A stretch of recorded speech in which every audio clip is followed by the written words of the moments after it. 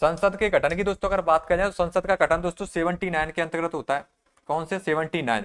79 जो आर्टिकल है दोस्तों उसके अंतर्गत संसद का गठन होता है। ठीक है, तो मैंने बताया दोस्तों संसद, संसद के बाद मैंने बताया था एक उच्च सदन। उच्च सदन है तो पहले ऊपर आएगा।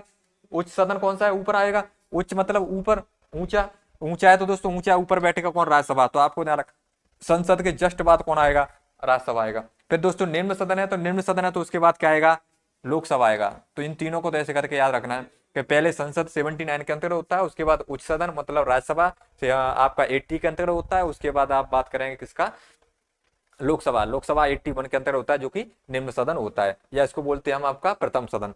ठीक है, ये चीजें आपको ध्यान रखना है। संसद के सदनों की अवधि, अब देखो दो, आप पहले संसद का गठन हो गया, अब उसके क्या दोस्तों संसद में कौन कौन होता है उन दोनों का गठन हो गया, जैसे आपका लोकसभा राज्यसभा। अब उसके बाद क्या दोनों की अवधि भी तो बताएंगे कि ये दोनों कितने कितने काल के लिए होते हैं, इनका कितना कितना समय है ना। तो ये चीज ध्यान रखनी है, पहले किसी चीज का गठन होगा, गठन के बाद उसका क्या करें, जैसे हम कल राष्ट्रपति का भी दोस्तों हमने क्या किया था, निर्वाचक, निर्वाचक बाद निर्वाचन किया था, है ना। उसके बाद आपको उसका पद या कार्यकाल, तो ये चीज आपको ध्यान रखनी है। तो इसी प्रकार दोस्तों यहाँ पर देखो एक चीज चले, पहले क्या हुआ, संसद का गठन, फिर उसके बाद हमने क्या किया, इन दोनों को गठन करने के बाद इन दोनों की संरचना बता दी, इसमें क्या क्या होता है।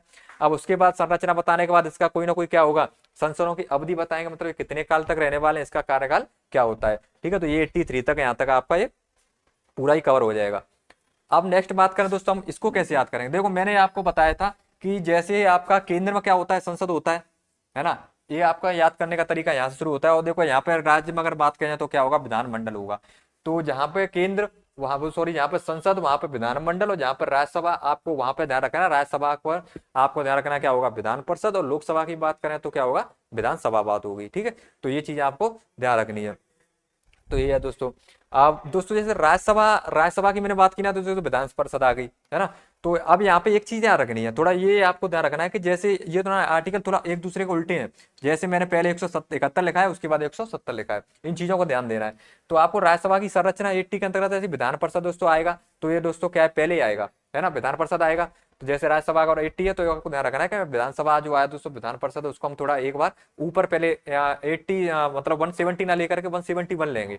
ठीक है, ये चीज आपको ध्यान रखनी है। उसके बाद आपका क्या, इन दोनों को क्या उल्टा कर देना है, 80 की जगह 170, तो इन दोनों को 80 की जगह 171 करना है बराबर में, और 81 की जगह 170, इन दोनों को क्या करना है, एक दूसरे को थोड़ा सा उल्टा कर देना है, समझने के, है ना। जैसे ये 0 यहाँ पे और ये 1 है यहाँ पे, इस तरीके से आप इनको याद कर लेना।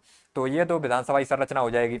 उसके बाद संसद के सदनों की अवधि, संसद के सदनों की अवधि दोस्तों जैसे यहाँ पे आ गई, तो मैंने बताया कि जहां पे संसद की बात होगी वहां पे विधानमंडल की बात होगी। तो यहाँ पे क्या आ गया, विधानमंडलों की अवधि। ठीक है, विधानमंडलों की अवधि